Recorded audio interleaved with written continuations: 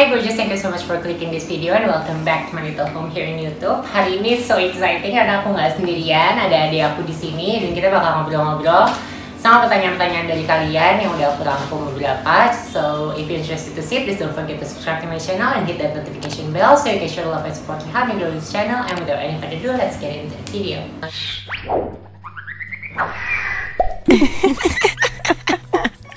Jadi aku sekarang sama adik aku, perkenalkan diri dulu. Nama gue Edo, sekarang umurnya 24 tahun. 24 tahun dia, kerjanya apa deh? Kerjanya di bagian dapur, kulineri, dan sekarang kerja di salah satu restoran terbesar di Jakarta deh. Jadi dapur tuh apa maksudnya? Dapur sebagai koki. Dia sebagai chef di salah satu restoran yang terbesar di Jakarta tadi. Jadi sekarang kesibukannya cuma itu aja? Cuman itu aja. Semenjak pandemi ini jadinya gimana? Ada pengaruh nggak si restoran itu, apakah tetap buka? Apalagi, iya pengaruh banget, apalagi untuk F&B ya. Lihat dari, apalagi sekarang PSBB sekarang ini tamunya cuma 25% kan. Dari sebelumnya 50%, sekarang 25%. Yang 50% aja tuh kita bisa dibilang jatuh bangun terus ya. 25% apalagi gitu gak bisa. Tunggu, untuk episode sama adik aku ini kita bakalan lebih nyantai. Jadi kita bakal sambil ngopi dan ya sedikit ngerokok. Jadi don't judge me ya. Jadi tadi sebelum kita mulai syuting, sebelum kita mulai filming, gue udah sempet bikin question box di Instagram. Pertanyaan dari orang lain gitu jadi? Iya, pertanyaan dari followers gue yang mereka nih banyak yang kepo nih, kan kita udah lama nggak ketemu kan, kita kan baru ketemu juga belum lama ini lagi. Ada beberapa pertanyaan yang masuk tapi kita bakal sort beberapa. Karena pertanyaannya tuh banyak yang sejenis, jadi kita persingkat aja biar nggak kepanjangan gitu. Pertanyaannya bakal dibacain sama Onat seperti biasa. Pertanyaan pertama, waktu kecil si Luti emang gimana dong? Nyebelin. Nyebelin sih, nyebelin, tapi enak buat main bareng karena yang satunya mungkin gapnya terlalu jauh, ya kakak yang pertama, jadi ya lebih enak aja gitu. Dan badannya tuh waktu kita kecil tuh badannya galak banget. Iya. Jadi si Dani itu kakak yang pertama tuh galak banget. Dan kita nggak pernah main bareng sama dia gitu. Iya, jarang main bareng sama dia. Dia umurnya juga kejauhan banget. Jauh, lumayan. Mungkin yang maksudnya pertanyaan ini adalah kira-kira nih dari yang lo lihat tuh waktu kecil, gue tuh udah kelihatan belum bibit-bibit kefemininannya. Karena kan selama ini banyak stigma atau perspektif soal orang-orang kayak gue yang katanya kebawa pergaulan lah atau apalah gitu. Apa menurut lo sendiri, dari pandangan lo sendiri gimana waktu gue kecil tuh gimana? Karena gue sekamar bareng ya sama dia, feminimnya tuh emang kelihatan gitu, kayak nyaman lah. Gue juga ngerasa kayak dia tuh adem gitu, lebih, maksudnya lebih nyantai. Maksudnya kalau cowok tuh, lo punya abang cowok pasti dia lebih kasar, lebih fisik lah mainnya atau apa. Cuman kalau dia ini enggak, lebih kalem gitu. Terus hubungan kita nih waktu kecil, menurut dari persepsi lo tuh gimana? Kaku, bisa dibilang kaku. Karena kita sekeluarga memang ya komunikasinya tuh antara satu sama lain tuh kurang. Maksudnya kayak kita nggak pernah ada sesi di mana kita duduk bersama di meja makan bareng, kayak kita ngobrolin kayak gimana di sekolah atau gimana ini bla bla bla bla, itu nggak pernah. Gimana perasaan Edo pas tahu si Luti itu transisi? Ya transisi. Sebenarnya pas lagi momen tahu kalau misal kamu itu sih come out ya. Dan dari mana taunya? Lagi duduk berdua sama nyokap gua di depan TV gitu, di ruang TV. Nyokap tuh ngasih tahu kalau si kakak lo tuh nggak pulang nih karena memilih jalan yang lain. Jadi kan waktu itu sempat balik ke rumah kan, balik dari kampus kalau nggak salah ya. Setelah itu cabut lagi, di situ nggak balik lagi kan, udah lumayan lama. Setelah beberapa bulan baru dikasih tahu sama nyokap. Oh iya. Ya mungkin nggak beberapa bulan kali ya, mungkin minggu atau. Katanya badannya langsung tahu. Ya mungkin kalau untuk Edo sendiri nanti aja, mungkin kaget aja gitu, sempet belum bisa nerima karena ya shock juga kan.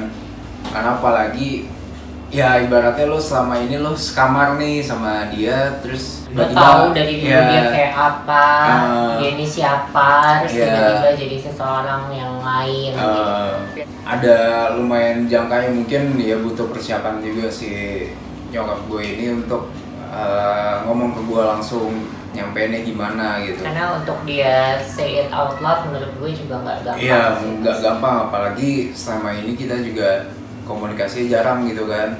Di awal tentu pasti shock banget, ada perasaan gak terima, ya. Gue berbelas-belas tahun gue ngeliat dia sebagai kakak abang gue, dan tiba-tiba gue dengar kabar dari nyokap seperti itu, ya lumayan shock. Di saat itu juga setelah gue nenangin nyokap, gue tuh naik ke kamar dan nangis gitu, kayak gak percaya aja gitu, kayak Really? iya.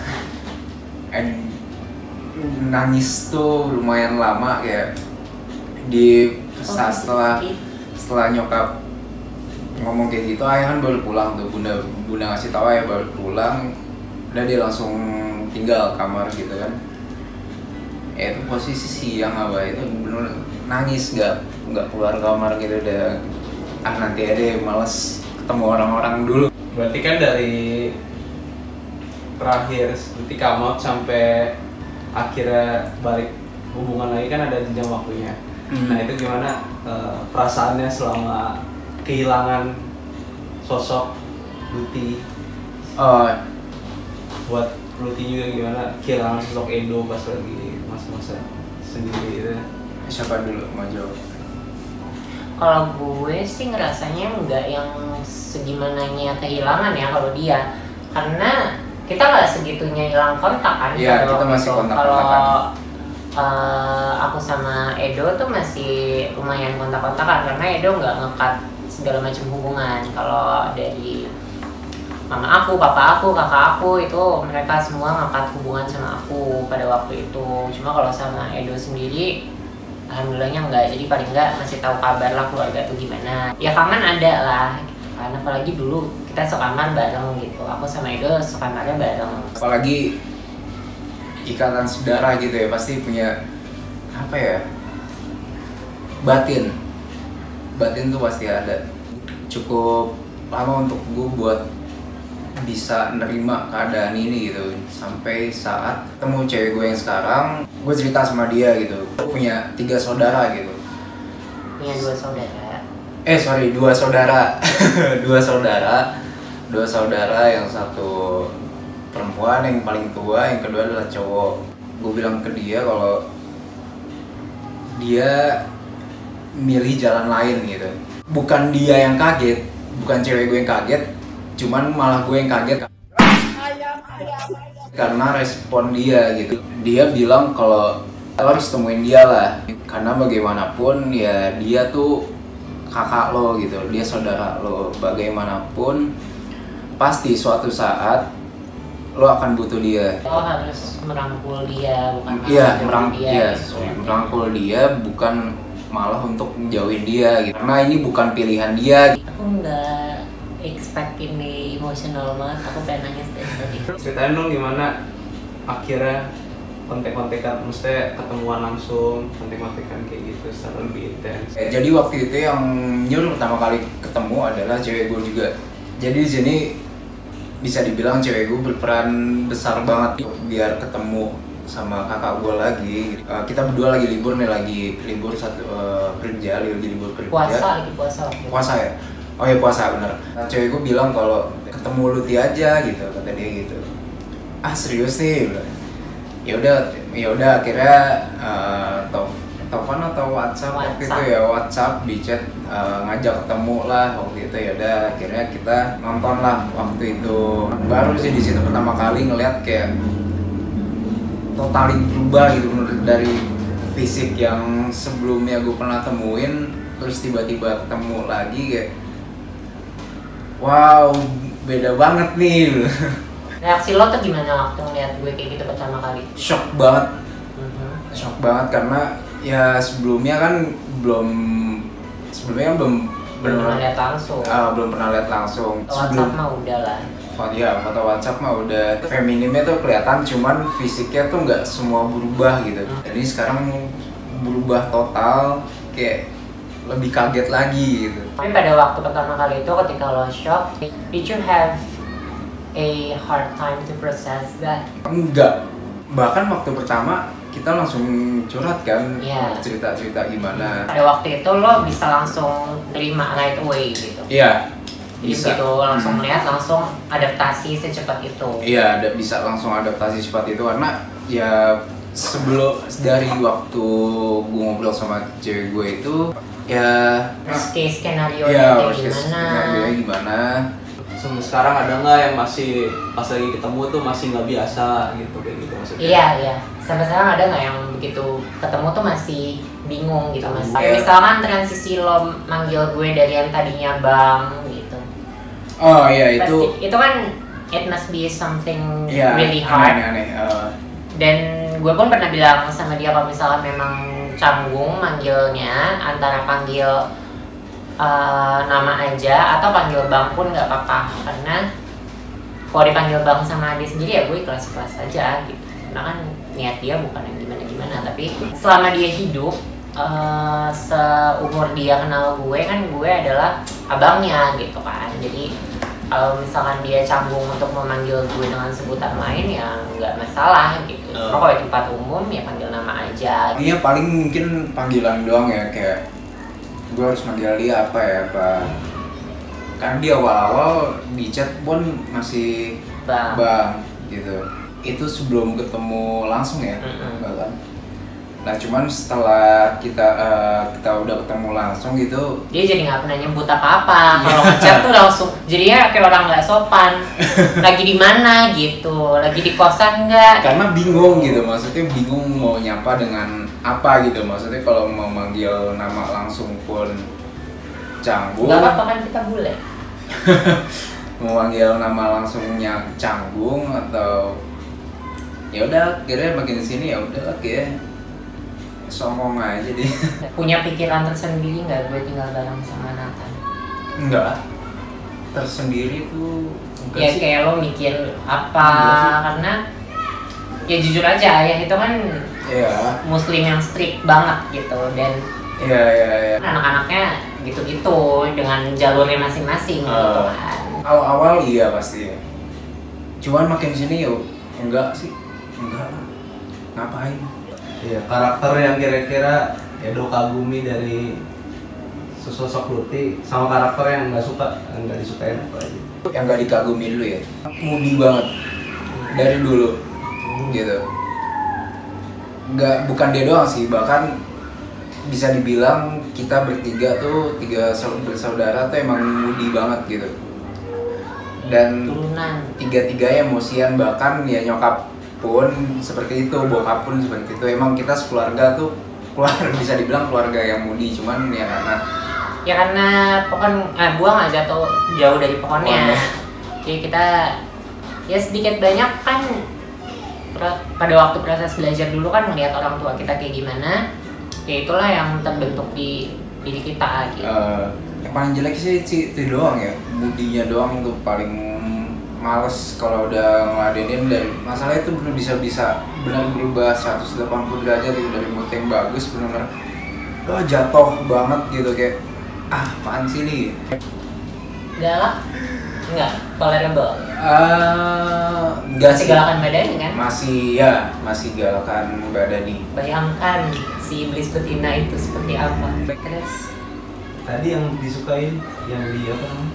Yang di yang disukainya belum? kagumi. Oh, yang dikagumi ya adalah dia ini paling sabar kalau misalkan ya apapun nih kalau di rumah nih, karena dia anak tengah tuh selalu paling beda gitu dari dimanapun ya. Anak tengah tuh selalu berbeda dari yang kakak sama adiknya. Dulu nih kalau dia ngajarin gua tuh paling sabar, ngerjain PR apa segala macem tuh pasti dia paling sabar, dia yang bantuin gua. Gue paling pintar. Iya paling pintar, paling Beneran, sabar. serius? Dia yang ngajarin gue, maksudnya sabar untuk ngajarin gitu. Bahkan kayak ngajarin nyokap gue untuk iniin HP-nya aja tuh dia yang paling sabar. Karena gue sedih, gimana sih maksudnya kayak namanya orang tua dia nggak ngerti gadget kan, udah tinggal di rumah doang, nggak ada waktu buat ya kalau kita kan melihat orang gitu Udah gitu juga penguasaan bahasa asingnya lebih banyak. Ya kalau bunda kan susah gitu, bunda nggak ngerti pakainya. Dan gue sedih banget kalau bunda minta ajarin anak-anaknya nggak sabaran. Apalagi kayak Mbak Dani kan judes banget, bunda jadi dimarah-marahin. Gue nggak suka gitu ngeliatnya. Sedangkan dulu kita kan, ya kok gue jadi pengen nangis. Sedangkan dulu kita kan waktu kecil kayak diajarin jalan, diajarin baca gitu kan sama mereka gitu. Kenapa sih hal kayak gitu aja tuh nggak mau? Iya, maksudnya gini loh, maksudnya fun fact aja mas.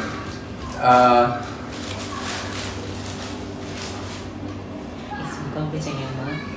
Dia paling sabar gitu untuk ngajarin apapun ya, kayak untuk ngajarin bunda atau gua gitu ngajarin ya paling sabar lah kalau dibanding dulu gua diajarin, apalagi sama ayah sama Mbak Dani ya. Itu ayah itu paling nggak bisa ngajar.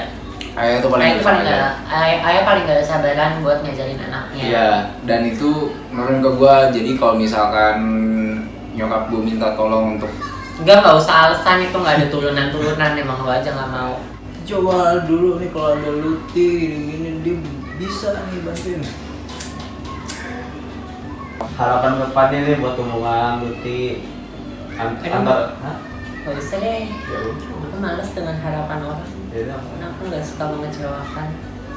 Karena gini, kalau misalkan harapan better, harapan pasti ada di diri kita masing-masing ya. Jadi gini, better nggak usah diomongin ke orang. Kalau harapan ya, lo punya harapan nggak usah diomongin ke orang, karena menurut gue itu dunia itu kejam. Cukup didoain, cukup doain, diusahakan jika mampu. Gitu aja sih ya. Karena dunia tuh jahat banget, sekali lo ngomong pasti ada aja yang ngegagalin. Nah itu dia barusan obrolan kita berdua berdasar dari pertanyaan-pertanyaan kalian. So sorry kalau misalkan ada pertanyaan yang nggak kejawab atau nggak aku bacain karena terbatas waktu. Kalau misalkan kalian masih mau tanya-tanya, tulis aja di kolom komen di bawah biar nanti kita bikin lagi part selanjutnya. Edo ada mau ngomong apa nggak? Jangan menilai orang hanya dari penampilan. So that's it for today's video. I hope you guys enjoyed it. And until I see you guys again next time, stay gorgeous.